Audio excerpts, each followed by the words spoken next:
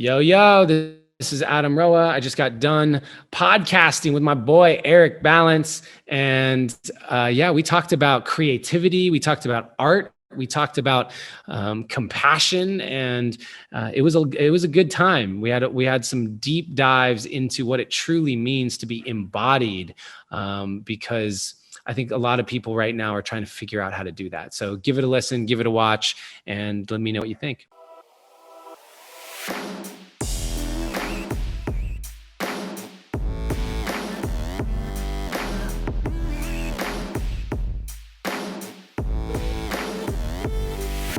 Welcome, everybody, to the Resilient Minds podcast. I'm sitting here with a dear friend that I've gotten to know just like recently. We've really dropped in, and it's just been such an honor and a pleasure.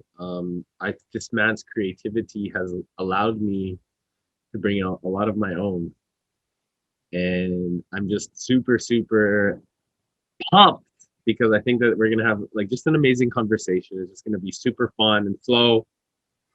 And it's funny because we're both in Tulum, but because of some mic and technical difficulties, we're doing it on Zoom. So I love it because we made it happen nonetheless. And Adam, I'm just grateful to have you here today. Tell us a little bit about what you're up to in the world and what you're super inspired about in this moment, in this time, in this place. Yeah. Well, thank you, Eric, for having me, bro. We met at the mastermind event for Gerard Adams. And I think I said to you directly, I just was really taken with your, I can feel your wizardry. That's what I think when I told you, I was like, wow, it feels good to feel someone who's really deeply in the work. And so it's a true honor to get to dive in with you. Thank you for having me. And for me, Adam Roa, I'm a devotee to the muse of creativity. And so my life is lived in devotion to creativity. And I mix that through my own creative expression, through my music, my poetry, my podcast, The Deep Dive. And I also blend that with my personal development coaching work, because I've been a coach since 2013 in the personal development space. And even before that, for 7 years as a personal trainer. And I've shifted recently into the lens that creativity is the path of our highest evolution. Our creative expression is the purest expression of our soul's essence. It's the thing that makes us uniquely us. It is our life force energy moving through us.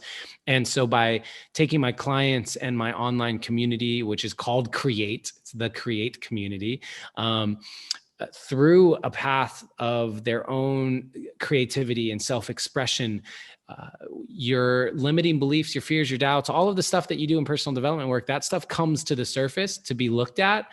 And when you look at it, when you work through it, you're on the playground of creativity. You're in the expansion of it. You get the payoff of seeing yourself develop and grow and evolve in such a beautiful way. And so, yeah, I've been working with clients doing 3-day immersions, and am launching a 4-month program with Gerard Adams, focused on creativity as well. And so, yeah, that's me, man. I'm a full-time creative. I love it, dude. And it's something that I think that as I've honed in on, entrepreneurship, because for so long I was just like entrepreneur, what's next? I gotta go, and figure things out. And on the Resilient Minds, I always talk about how our experiences, they start to cultivate and really decipher our big why, our big purpose. And I really truly believe that as we go through this path of life, this journey, this playground, right? Play, we get to decide what is it that that we want to create in this world. And to me, that becomes how do we start enjoying this wisdom of allowing flow to come through our life, so that we don't have to always have this know what the outcome is, or attach to a certain outcome, or the way that it comes, the way that it's supposed to come out, right? And I believe that, like, you know, we've all had these pivotal experiences in our life that have like contributed to that, and maybe multiple of them. I know I have. Is there something for you, brother, that like has been a complete wow, like it was a moment where you realize that you are this creator, you are the creative, you can really come out there with like full force and start enjoying this life, leaving a legacy on this playground called Earth? Mm. Well, it's interesting, because I used to love acting in plays when I was a kid, in the school plays and all of that. I loved role playing. I used to play Dungeons and Dragons, and just like I loved using my imagination in that way. And when I got to high school, I was late to puberty. I was a late bloomer, and I just took on the mentality that I'm not attractive enough to be an actor. I'm not good looking enough. I'm not that guy. I'm not a leading man. And my brother and sister were both very talented musically. And so, in comparison to them, I felt like, well, I'm not the creative artistic type. I'm really good with my logical mind, linear thinking. I'm going to be the businessman and I'm going to be very successful and all this stuff. And so I just kind of took that story on and believed it for whatever reason. And fast forward through to now, where I am truly devoted to creativity. One of the reasons why I share that is because I believe that so many people have this very limited view on what creativity even is. Right now, I am creating. I am creating with my words. I am creating because I'm not reading a script that someone else wrote for me. I'm in this moment creating. And art, even what does art mean? So many people think of art, they think of paintings and drawings and music and dance. Well, have you ever considered that art could be the way that you prepare food, or the way that you clean your house, or the way you do your taxes? Art, to me, is the expression of creative energy into tangible form. And so the opportunity exists for people to expand the horizons of what they feel like creativity and art actually is. And by doing so, they will unlock the permission for them to bring more of their creative energy into their lives. And by bringing their creative energy into their lives, they are now allowing more of their soul's essence to flow through them. And there's nothing more healing than that. There's nothing more expansive than that. There's nothing more loving when we talk about self-love than letting more of you be seen by the world, be expressed into the world. And for me, that has been a gradual process, quite honestly, but it started when I finished college and I had a job opportunity at an advertising agency, because I thought at the time I wanted to own my own ad agency, and it just wasn't fulfilling to me. And I had this calling to get back into acting, and I'd started taking classes when I was in college, and I had more fun. I felt more connected. I felt more fulfilled in acting class than any of my business classes. I felt more alive when I was doing acting scenes with a coach than when I was working at the ad agency that I was at the time. And I paid attention to that. And so I made a decision to follow my heart. And I said goodbye to my friends and my family and the job, declined the job offer, and moved out to Los Angeles to pursue an acting career. And that act was me saying, I'm going to follow my heart. That's the big starting place for me around that. And I, from there, have continued to refine what that means and allow more of myself to commit to that. That's amazing, brother. And first of all, that's huge. And, you know, thank you for doing that, because we wouldn't be here if you didn't. We wouldn't be having this moment right now if you didn't make that decision. So appreciate you. And second of all, like, how often, how do you think, you know, so many people, you know, I know, and then this was for myself too, like speaking, you know, just from my own experience, was like, I've always was stuck in the head, you know, and I always was making these stories of like, didn't pay attention to the feeling, right? Didn't pay attention to what my heart was telling me. Didn't pay attention to the wisdom that was coming from my heart. And so when there's somebody listening right now and they're like really curious to say, wow, like, you know, I know I have this feeling, this like this like element of me like wants to just like wake up, and like my head keeps telling me, no, you can't, no, you can't do this, no, it's not possible, you know, the storytelling. Is there something like that you would suggest to anybody that may be going through a similar experience right now? It's just like full unfulfilled and unsatisfied, but like has this deep desire within them and they just don't know what to do, or like how to really refine that like ability to center themselves, to take action and like just fully commit. Yeah, I think that to be honest, like the answer might be surprising to some people, but you don't have to fully commit.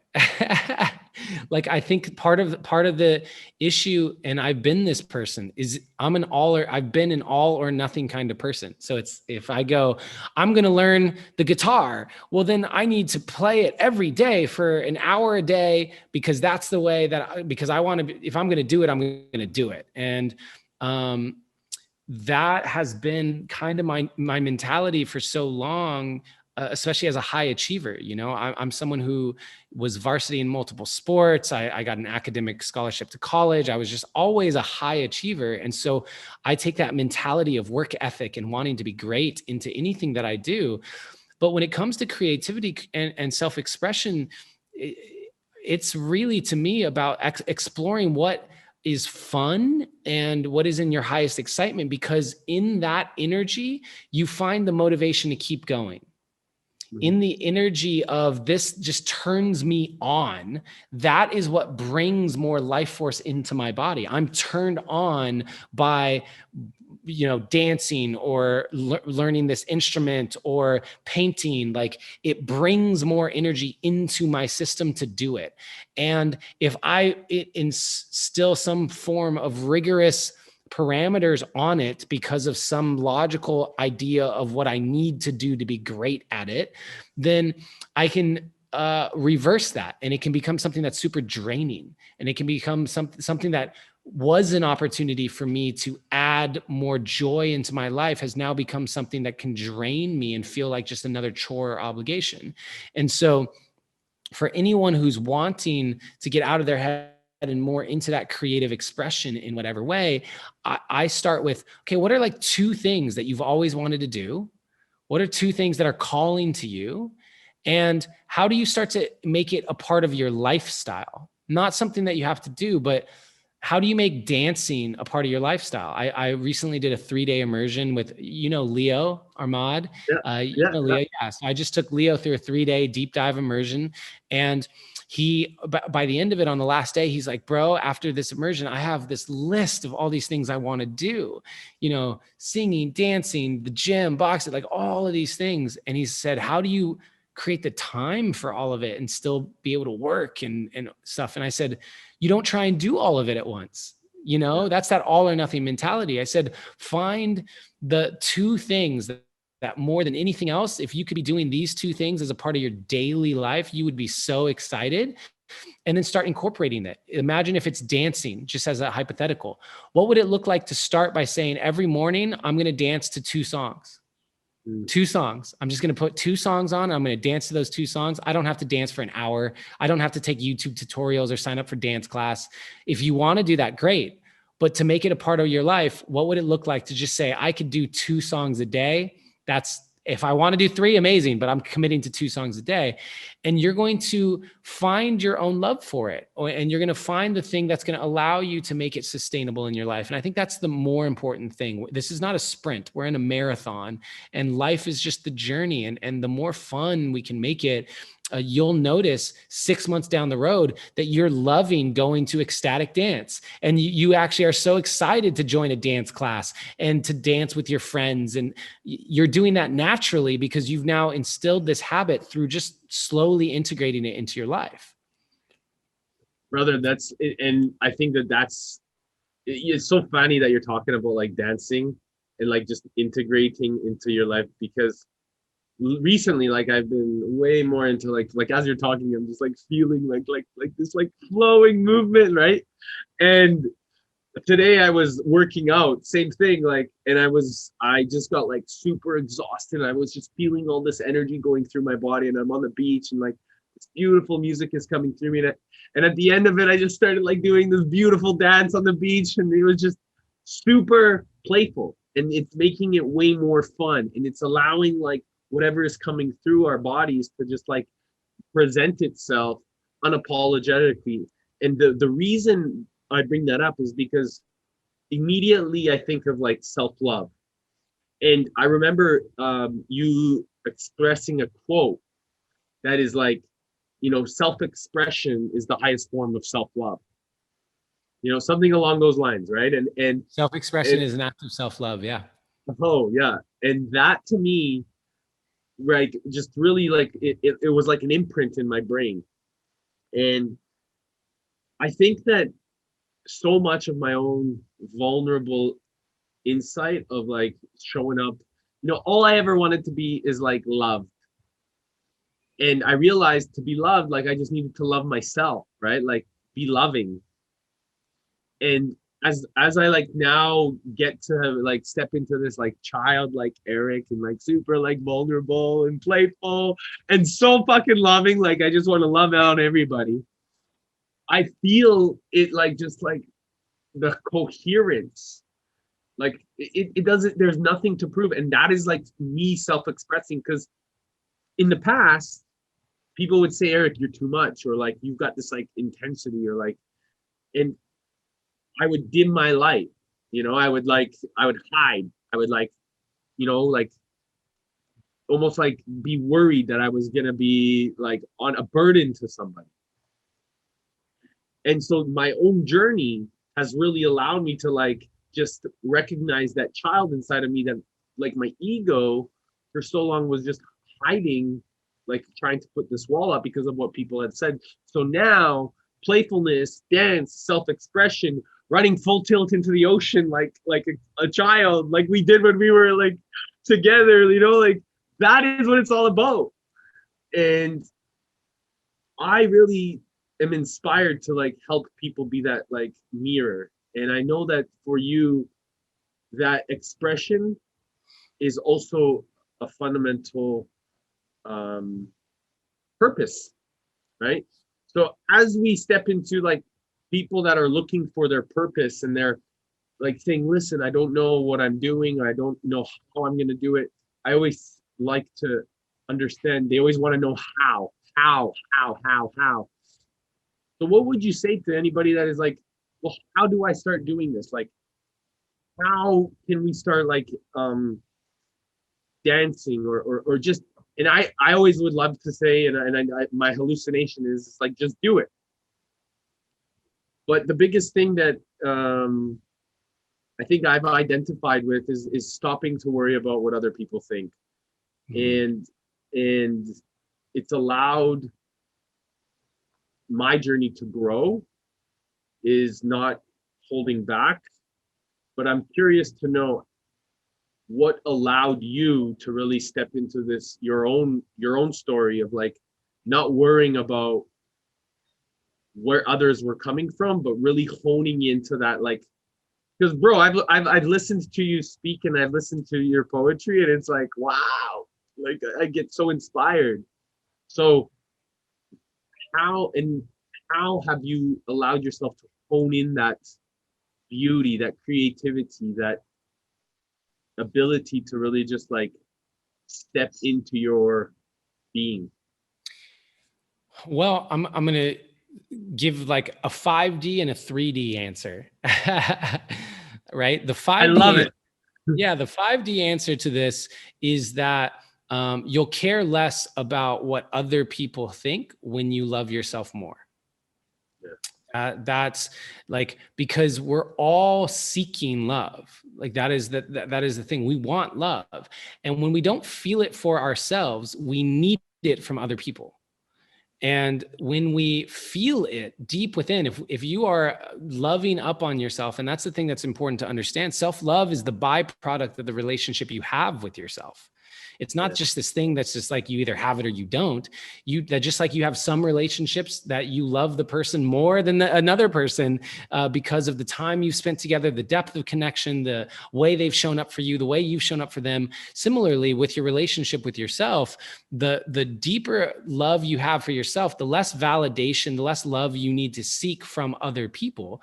And so you'll care less about what other people think, and you'll be less afraid of rejection, because if you get rejected, you know how to love yourself through that experience. But if you're lacking in self-love, the rejection, the fear of that is so strong because you're not sure how you would get out of it, because the way that you've loved yourself is through other people, and the other people are the ones who rejected you. So now where are you going to find the love? You don't know. And so on that kind of like 5D energetic level, that's one answer. And then on a very practical 3D level, there's also just practice.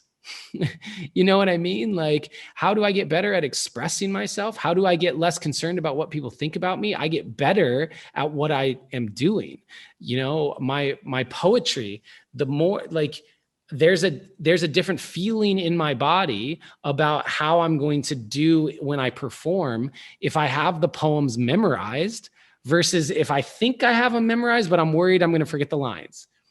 There's a different feeling in my body when I've practiced a song on the guitar to the point where I can play with my eyes closed. I can play it in my sleep, and the ability to now play that in public versus a song that I'm just learning. I've trained as an actor and a performer for a decade of my life, studying storytelling, studying scripts, breaking down emotions, learning how to connect emotionally to what I'm saying. That is embodied in me. So now when I step on stage as a quote unquote motivational speaker, inspirational speaker, I have all of that training, all of those years of training of being on stage to pull from, to deliver in a really engaging way. That gives me more confidence. And the confidence translates to being less worried that I'm going to do a bad job and feeling like, okay, well, if people don't like what I have to say, it's because they don't like what I have to say, not because I did a bad job. And that also puts my system a little bit at ease. And that's a very practical thing. If you're worried about dancing in public, around people, you're just like, I'm a bad dancer. Awesome. Dance in private. Get better, dance in private until you feel more confidence in just dancing and like more comfortable dancing, and you find more enjoyment in dancing, because on a dance floor, you don't actually have to be a technically skilled dancer. You just have to be someone who people can tell you love what you're doing. If you're on the dance floor and you are dancing and you are having a great time, people will love watching you dance, plain and simple. It doesn't matter what you're doing, right? Like it doesn't matter what you're doing. If you're just being fun with yourself, like I bet you, like sometimes when I have my eyes closed and I'm like in my space and people are looking at me, I bet you any money people are like, what is he thinking about? Like what is he? Just this big smile on my face, just sitting there. I'm certain of it, because like I'd be curious, you know what I mean? Like, what's that person thinking about? Right. So I think that's super fascinating. Now, pivoting a little bit. So I did ayahuasca a couple last week. And I know that you were on your journey like recently. And I literally was one of those guys that literally sat there all night and had a smile on my face. Like it was amazing. Like I literally it was just beautiful. How was your journey? Any insights that you learned, anything that you want to share that was like really powerful for you about through these last few days. And I know that you're doing a couple amazing things moving forward. But how do these journeys, people always ask me, they're like, I don't understand them. Like, why would you do them, or why wouldn't you do them? Right? Like, but there's both sides of the coin. And for me, it's obviously been a calling, right? For you as well, to go deeper and like recognize the gifts and understand how we can connect even further to ourselves. Um, but I always love the insight I get. And I think it was my fifth time this last time I went, and it was by far the most beautiful, magical like experience I've ever had. And I definitely am curious to know some of your insights as you've gone through this sacred medicine work and continue to dive deeper.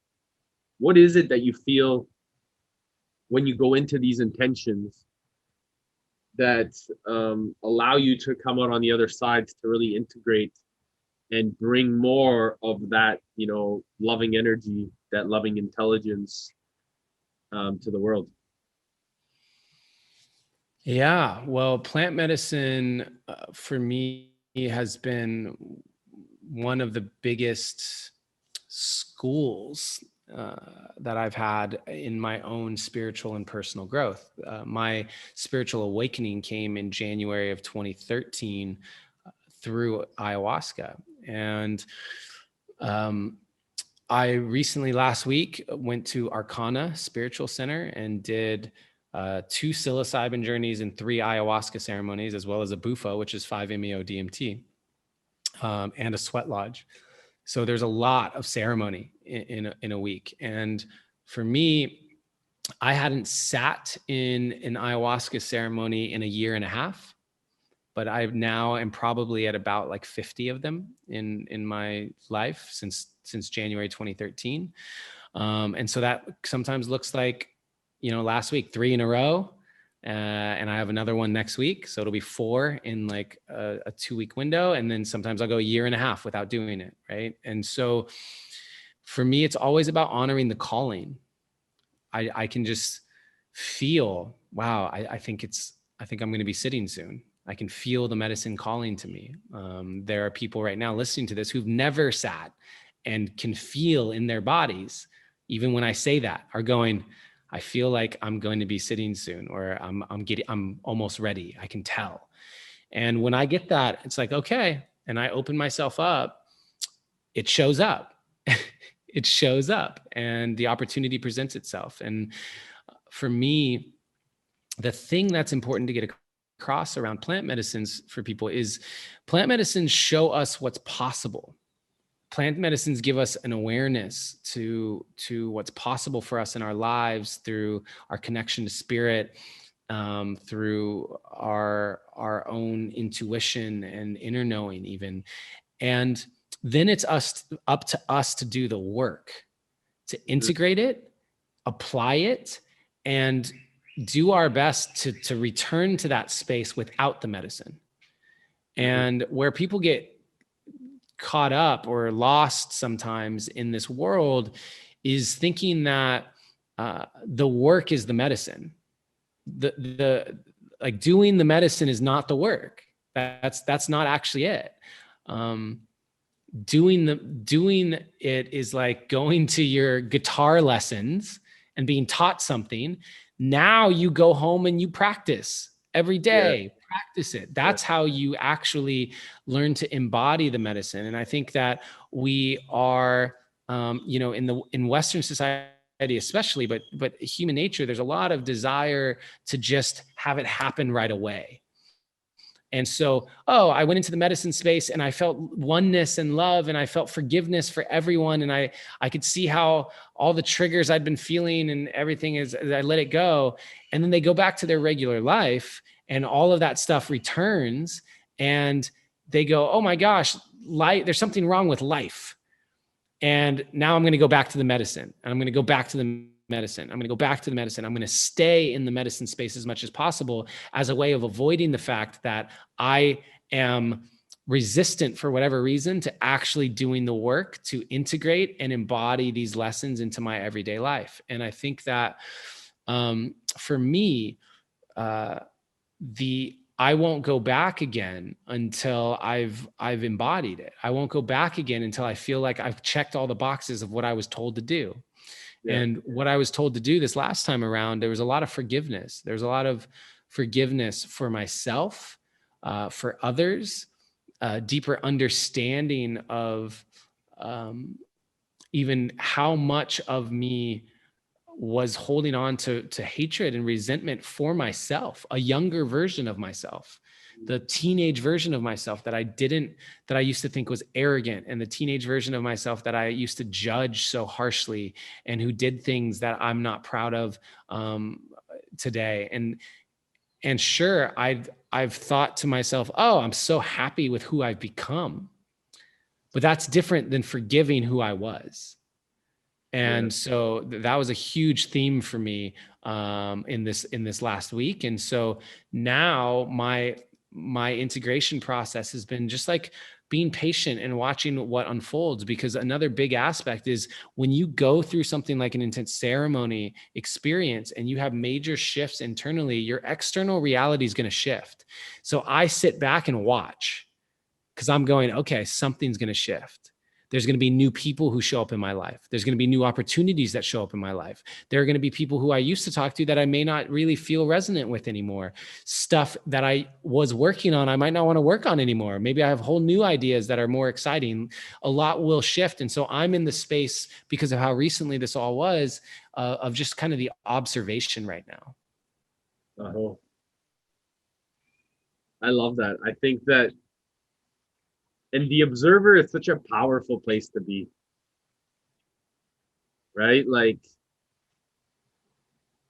I can tell you that, like, these moments where we really get to like observe and then receive as we observe, like discern what that looks like for ourselves, right? What that looks like in our reality. I know that for myself, that discernment is so important, because it's like, how do I want to like really activate this in my every single day? You know, how do I want to like live and integrate that so that it is in alignment with my integrity, or with the way that I want to like execute my vision or my passion, or whatever the case may be. For myself, it's always been like on purpose. Like, how do you live more on purpose, Eric? Right? Mm-hmm. And like discerning those visions and observing the things that are like coming as the observer, I really think there's a lot of wisdom in it, and I think that there's a lot of like opportunity to recognize the you know, the opportunity to pay attention. And when we pay attention, I think that that silence, that element of like surrender, like you're saying, as this observer, it really comes. I mean, at least for me, right? Like for me, that like that element of observation, that element of like, and then there's like, you get to see things that maybe have triggered you in the past, and you get to like have compassion to now, and you recognize these different experiences that may have guided you to like where you are today. Like there was a day where like I remember I was like downloading, and I just felt everybody's presence. Like I would look into people's eyes, I felt everybody's presence, and I really recognized how everybody has guided me to like this moment where I was sitting right now. And it's like, it was so beautiful. Yeah. Literally, the people who are listening to this right now, I want you to understand, you're listening to this where you are because of every decision you've ever made. The reason you're listening to this right now is because of the culmination of every decision you have ever made in your entire life. That's why you're listening to this right now.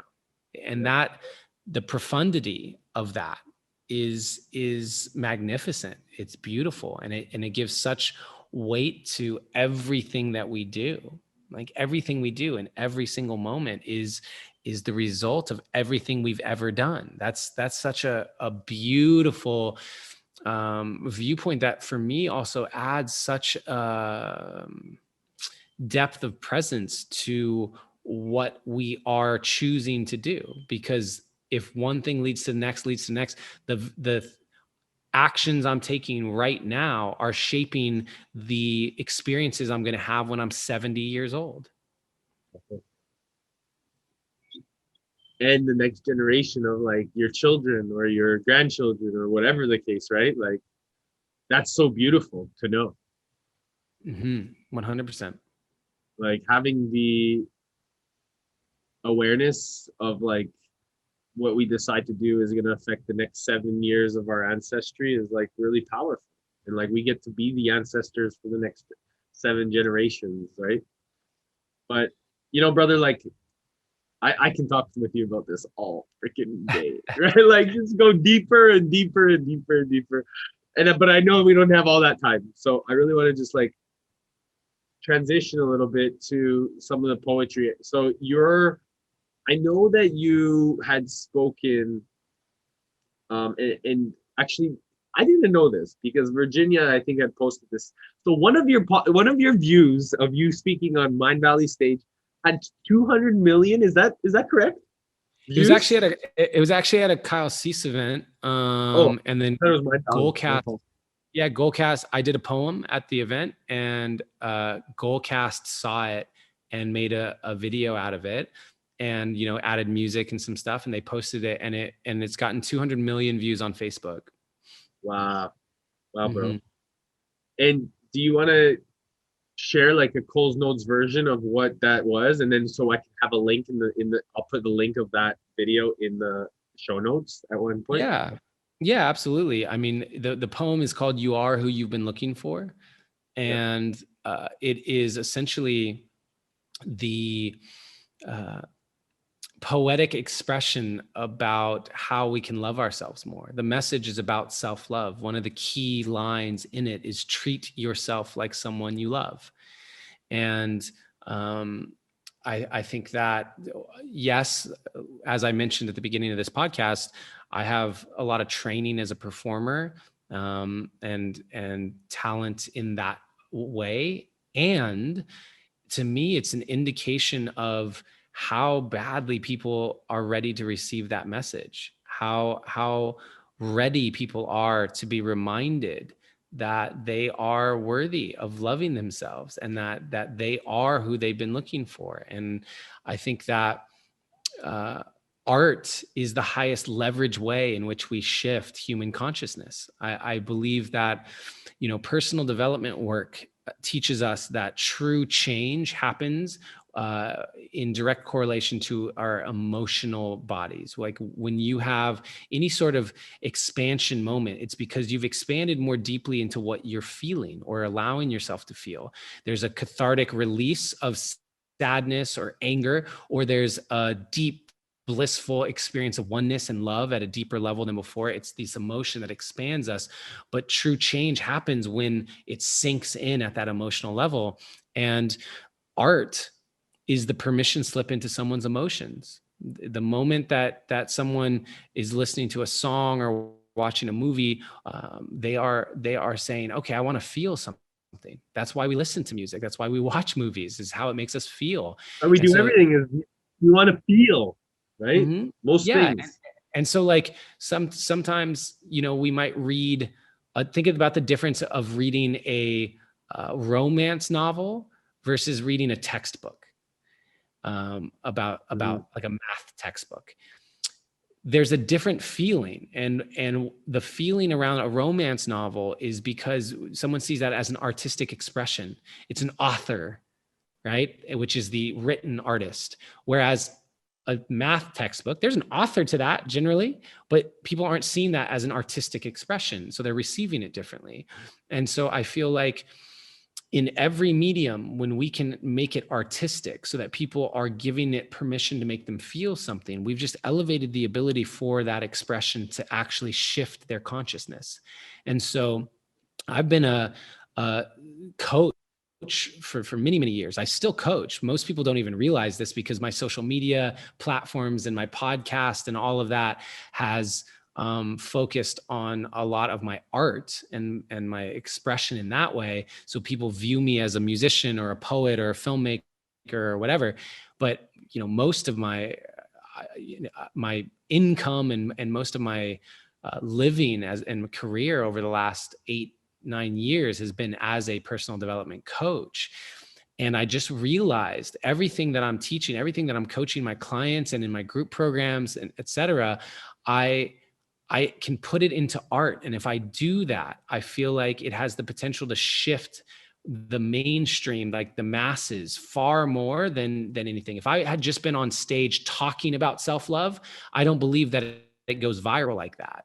But because it was a poem, because it was art, all of a sudden there's hundreds of millions of views. And so my whole design now is around how do I put all of these messages into art, put that art out into the world so it can impact people and help them shift their consciousness as deeply as they can. And from that place, I have, if for people who want to go deeper, great, listen to the Deep Dive podcast, go to my YouTube channel, join my online community, thecreatecommunity.com. Those are the places where if you want to learn and be taught and apply it, that's where that is. And not everyone wants to go on that journey, and that's totally fine. In the meantime, go listen to the music on Spotify, right? Like go listen to the poetry out there. And so I see it as all working together, but I do think that art is the way that we can reach the most amount of people and shift consciousness at the highest level.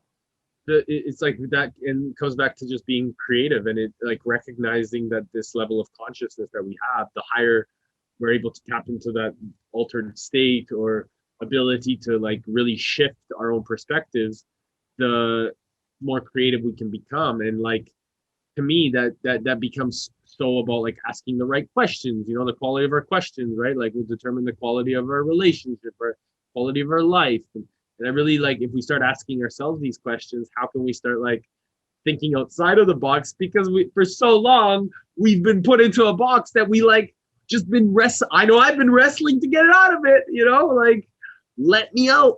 I want to figure out how I can do it better for myself and for my family and for others. And, the more that we can like be creative and like think of all of these like tremendous things that we have in the world, they all come from creativity, from people like expanding their minds. So I have a question. When it comes to like people that have a different point of view, when it comes to your, fuck them. Yeah, that's the answer right there. when they show up and they're like, like they have a different point of view, they don't want to like, what is it that like, how do you show up with love and compassion? Or do you just say, fuck you? I think that the biggest thing that's helped me shift around all of this is that I don't think I'm right. I don't think there's an empirical truth here that's, I'm spitting the gospel. I'm the one with the answers. No. My perspective, I've explained on this podcast why art is so important. I've explained why I believe creativity is a path for our highest soul's evolution. I've explained all that. There are other people who might believe that chanting and mantras and Vipassana style meditation are the way that you develop the furthest along, or plant medicine work is the way, or Kundalini yoga, or you know what I mean? Whatever it is. And or any religion or whatever, right? Like it doesn't, they're not wrong and they're not right. You know what I mean? Just like I'm not wrong and I'm not right. I'm just simply providing an opportunity for you to understand why I believe what I believe and decide for yourself, does it work for you? That's ultimately what's the biggest thing. Is it something that is generating a life for yourself that is full of more fun, more joy, more love, more abundance, more connection? Is it doing those things? And is it doing it without causing harm to other people and infringing on their right to a life of more fun, more joy, more pleasure, more abundance? And if the answer is yes, it's working for you, and no, it's not causing harm or infringing on people's ability to make it out for themselves, then good for you. Keep doing it. Don't change it. Keep doing what works. I love that. And the reason I ask, literally yesterday I had a conversation too, is like there was I was having a conversation with Christians, and we were talking about like religion and all these like cool things around like their belief system and my belief system around spirituality. And we were like, it was such a profound, loving conversation where we could both like have different questions and different viewpoints, but like come together at the end of it and just like pure love, like pure connection, pure like, I appreciate you, I love you, this was amazing, like thank you for this expansion, like, and how we can like continue to do that around the world is so important because we all have these different ways of thinking that is so important, and like that evolves a different perspective into a different way, and it starts asking different questions of like, if you're not looking into a question that maybe you haven't had that perspective before, you do now.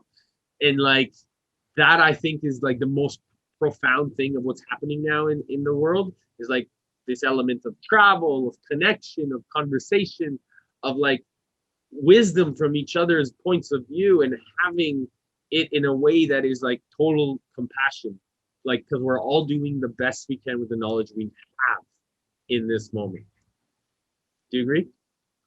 Yeah, and I think that compassion is the external manifestation of self-love. And so what happens is, when I have not learned how to love the part of me that it has doubt around the existence of God, if I haven't learned to love the part of me that gets angry when people disagree with me, if I haven't learned how to love the part of me that has judgment towards other people, then when other people are exhibiting those qualities as a reflection to me, they're going to trigger that within me, and I'm going to want to push them away. I'm going to get triggered in a space of anger or resentment or judgment in ways that don't have to happen. But if I've come to terms and peace with the part of me that goes, man, I really just want to punch someone in the face when they say some stupid stuff about that I consider to be racist, right? Then when I see someone that's out committing an act of violence or a hate crime, I can actually go, wow, I have that in me.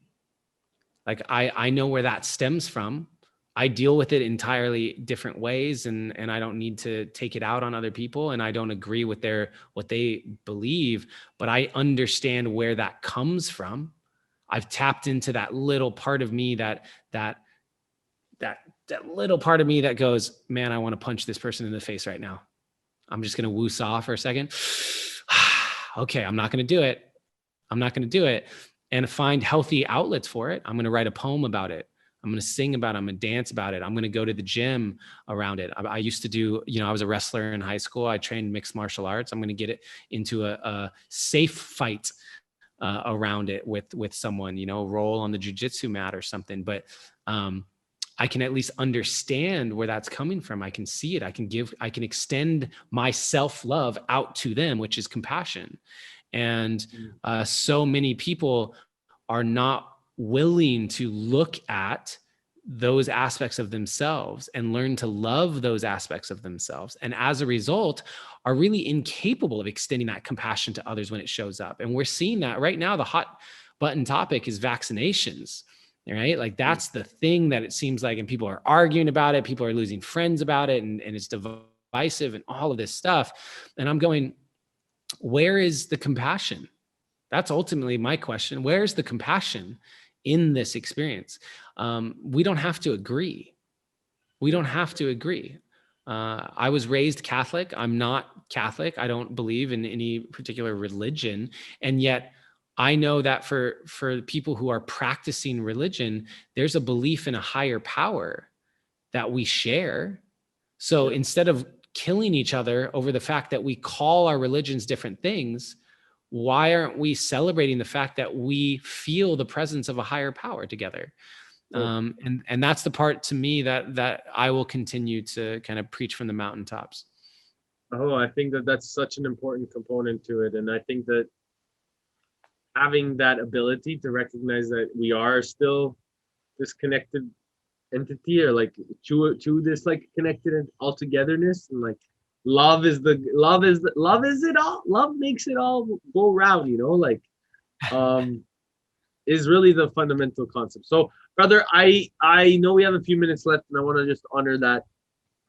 Before before we go, I have a few things. So first and foremost, if anybody wants to like connect with you or what you're up to right now, where's the best way to connect? What are where can they find you? What's happening in the world, in your world right now?